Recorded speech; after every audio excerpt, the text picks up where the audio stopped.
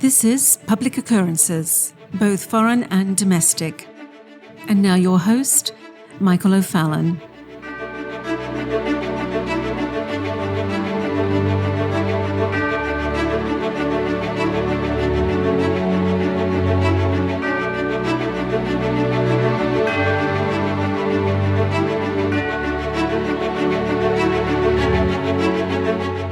Last night was President Biden's first State of the Union address as President of the United States. And today's show is not meant to reflect or answer everything that Joe Biden said last night. It was a mumbling, misspoken mess. But let's go through some of the lowlights of last night's State of the Union and provide some needed interpretation of the nonsense that you heard last night. For instance, Biden opened his speech by addressing Russia's invasion of Ukraine, saying, Putin, quote, badly miscalculated. He thought he could roll into Ukraine and the world would roll over. Instead, he met a wall of strength he never imagined. He meant the Ukrainian people, end quote. Now, of course, remember that Joe Biden is saying this just months after the disaster that he created in Afghanistan. But in Ukraine, of course, there has been approximately 1 week of incursions in Ukraine. And that incursion, of course, was created by the former World Economic Forum young global leader, Vladimir Putin, into a nation, Ukraine, now governed by an actor who played the role of the president of Ukraine for 4 years on a show before becoming the actual president. And yes, through much marketing and efforts in Ukraine, average people are standing up to this slow roll occupation by Russia, which is being done in such a way that apparently is with the intent of not destroying infrastructure or to cause a mass casualty event. And that should tell you something, because if the despicable person that is Putin wanted to, he does have the capability of creating a mass casualty event. And he could easily destroy Ukraine's infrastructure. And not to mention, Putin has the full backing of his ally, Xi Jinping of China. So what the situation is, as reported by Joe Biden, is in many ways just pure propaganda, because it isn't telling the full story. And another part of the story is that Russia is becoming silly rich with this entire escapade as the price of oil and gas goes up, as the EU and the US begin to cut their own oil supply, which creates demand. So back to the speech to explain some of this issue, where at 9:18 p.m. he stated, "Tonight I can announce that the United States has worked with 30 other countries to release 60 million barrels of oil from reserves around the world," end quote. But of course, the president does not say he will halt importing Russian energy. In fact, as I just stated, the overall profitability of the sale of oil and gas for Vladimir Putin just went through the roof. But as we transition to another part of the State of the Union address, Biden was jeered by Republicans when Biden was touting his coronavirus pandemic stimulus plan by first taking a shot at the Trump tax cuts, which were designed to stimulate economic growth. And here is the ugliest of truths. There would be no need for a coronavirus stimulus plan if it wasn't for Biden's and Newsom's and Whitmer's, etc., unconstitutional, tyrannical lockdowns and mandates that created massive job loss and loss of income. If it wasn't for Biden's mandates that threw millions of people into unemployment, there would be no reason for spending trillions of dollars on stimulus. That is the truth. Biden created this problem. Before Biden, it was Fauci, Birx, Adams that created the problem. And yes, Trump and Pence went along with it.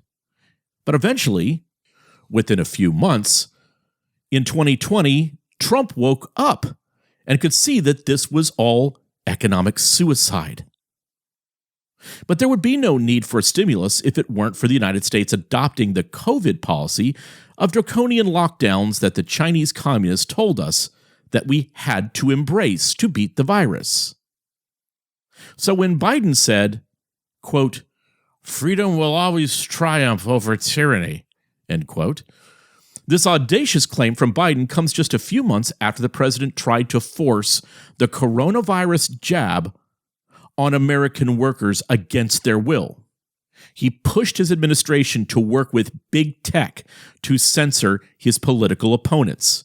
And he smeared Republicans as domestic terrorists for not wanting their children to be taught race Marxism, CRT, and gender queer theory. And then, as the speech progressed, of course, with Biden reading everything off the teleprompter, Biden said, quote, "The American Rescue Plan worked," end quote. And Biden touted the American Rescue Plan as a significant boost to the economy that helped working people and left no one behind. But he neglected to mention that it was this sudden influx of federal cash in a slowly rebounding economy that contributed to the inflation and rising prices plaguing Americans today. His clamping down harder, using medical entryism to sever good, hardworking people from their jobs, only created more of a serious economic crisis that has resulted in serious inflation. And we all feel it. And so it makes it even more ridiculous for the liar-in-chief to make the claim that, quote, "I created lots of jobs," end quote, with Biden, of course, touting the rising U.S. job record as one of the highlights of his first year in office, but failed to mention that the only reason the job rate is growing is that millions of people are returning to work after tyrannical bureaucrats shut down the economy for months in the name of stopping the spread of the virus. So people returning to work and finding jobs after getting fired is not the same as creating new jobs. This is insulting and a lie. And nearly everyone knows it. Of course, except for those that are cheering on the coming socialist state.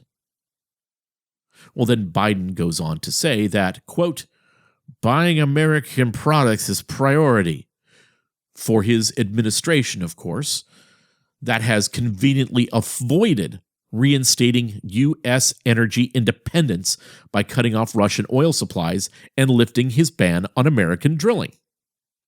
One of the very first things that Joe Biden did when coming into office in January of 2021 was to stop the Keystone Pipeline.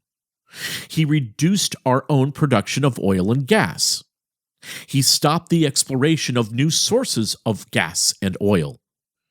And Gramscian Marxist Pete Buttigieg was out in front for his boss, making sure that America is seen as a, quote, "post-oil and gas nation," end quote.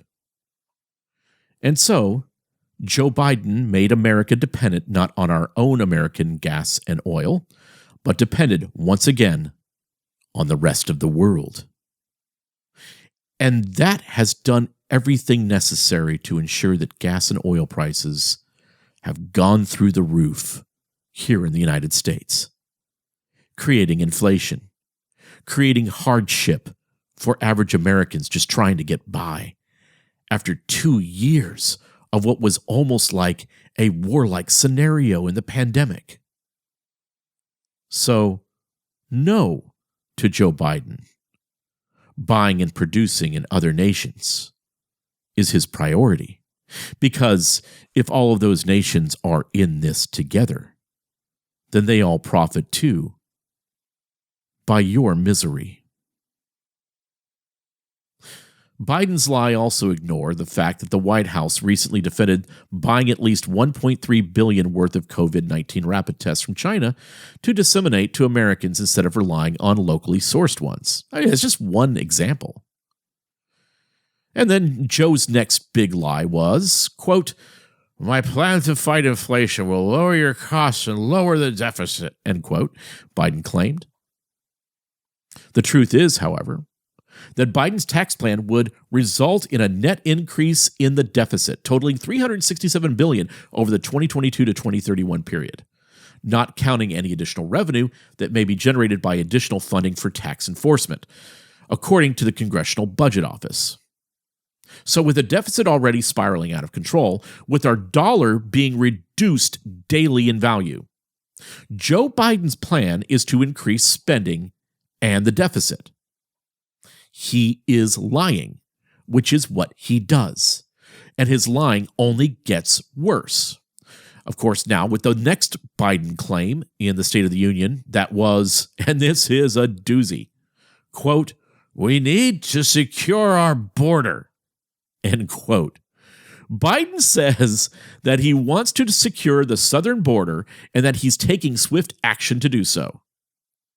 Now, you know the truth, that more than 100,000 illegal migrants are crossing the U.S.-Mexican border each month after the administration touted open borders with open society and overlooked the humanitarian crisis for more than a year. Biden not only started his presidency by stripping border protections enacted by Trump, but welcomed illegal migrants with open arms. So as a result, Border Patrol encountered at least 2 million illegal aliens at the southern border in 2021 alone, and are expected to encounter more in 2022. Now, when I say that they encountered 2 million illegal aliens, that doesn't mean that there aren't millions more possibly that they did not encounter. And many of these illegal aliens were released in the United States with loose instructions to report to ICE facilities, but didn't bother. And if that lie wasn't enough to stop the presses, after all the passionate cries to defund the police in 2020 and calling all cops bastards, and after his pick for vice president, Kamala Harris, said in 2020, in the summer of 2020, while your cities were still burning, about the riots happening all over the country, this is what she said. She said, quote, "They're not going to stop. This is a movement. They're not going to stop before Election Day in November, and they're not going to stop after Election Day. And everyone should take note of that on both levels, that they're not going to let up, and they should not, and we should not," end quote. Yes, after Kamala Harris, the current vice president, then called for defunding the police after that revolutionary speech, now, in 2022, Joe Biden says, quote, "Funding police is necessary," end quote. Funding for police, Biden said, is suddenly a big priority for his administration when rioters called for harm and financial cuts to police forces around the country during the 2020 Summer of Rage. Biden refused to condemn them. The president also allies himself with the Democrats who proudly call for racist police forces to lose their funding. Oh, how times have changed since 2020, haven't they? Oh, how Joe Biden has changed. But that's exactly what politicians do. They change according to the direction of the wind. But boy, how things have changed since November of 2020, and especially since January of 2020, after their fake election. And speaking of fake elections, the liar-in-chief then made the claim that, quote, "The right to vote is under assault," end quote. That's right. Biden claimed that the right to vote is under assault by states passing voter integrity laws, but he failed to mention that Democrats and their cronies in big tech and the corporate media were the ones conspiring to rig the 2020 election. As the Federalist's Molly Hemingway had reported, quote, "Hundreds of laws and processes were changed in the months leading up to the election in 2020, sometimes legally and sometimes not, creating chaos, confusion, and uncertainty. Tech oligarch Mark Zuckerberg, one of the world's wealthiest and most powerful men, spent $419 million nearly as much as the federal government itself, to interfere in the government's management of the election in key states. End quote. Pro-Democrat propaganda in the media and censorship of conservative voices and damning stories, such as the New York Post report on Hunter Biden, also contribute to the plot to take over the elections. You never heard a word about Hunter Biden's laptop in the weeks before the election in any of the mainstream press. The only place you could was in the night hours of Fox News. And so many of you saw the stopping of counting in Fulton County, Georgia on November 3rd because of what was framed as a water main break, which was actually a broken urinal. And I want to remind you, all counting stopped in Fulton County, the largest county. Well, Cobb might be larger, but Fulton County, which is basically downtown Atlanta. Everything stopped. Now, they said it was a water main break, that there was floods of water coming out and so forth. No, it was a broken toilet. And you saw the mail-in ballot schemes throughout the nation. And you saw counters of votes in states across the country hide their counting proceedings from those that were supposed to observe them. And you saw legal effort after legal effort rebuffed by the courts, even with ample evidence from our legal teams, because this was not really a state of the union. This was an hour plus by Joe Biden of propaganda and disinformation. And you know, the only thing that's worse than what they did in 2020, and by this I mean Biden and Harris, and the things that they said in 2020, the only thing worse than demonizing the police or brutalizing their political opponents or lying about the pandemic or forcing anti-scientific health measures or indoctrinating children with race Marxism is now in 2022, pretending that they never actually did those things. They're liars. And this is all a show. And do you think that they will stop lying? Because if we were to have an actual State of the Union address, one from an objective standpoint, well, ladies and gentlemen, the State of the Union is fractured. Our United States have been fractured and divided into what Dr. Jordan Peterson refers to as the Hobbesian battleground of competing ideologies. For instance, in nearly every public school system in the United States, critical race theory and radical subjectivism has been pumped into every discipline of knowledge in our education system. You have CRT and standpoint epistemology being promoted in our language, arts, and literature, with classics of our culture being reduced to being called white supremacist and products of the systemically white racist system. So gone is the Chaucer, the Shakespeare, the Dante, and in instead is Kendi, D'Angelo, and Giroux. Our nation's melting pot has become the tree shredder. And what Biden has attempted to do, just as Trudeau did in Canada, and Ardern in New Zealand has done, and Macron in France has done, is divide the United States into two classes of people. Those that are for the revolution and those that are for the continuation of the constitutional republic known as the United States of America. Biden has weaponized our intelligence agencies to persecute Americans who believe in preserving America. Biden has stripped our armed forces of men and women who will serve their nation, but not at the cost of taking a vaccine with unknown risks. Biden has enforced discriminatory and racist policies in our nation. Biden is quickly moving our monetary instruments into cleverly devised digital currencies. Biden is turning the keys of our nation over to men and women from BlackRock, China, and the World Economic Forum. And Biden is disrupting and dismantling America. That is the state of our disunion.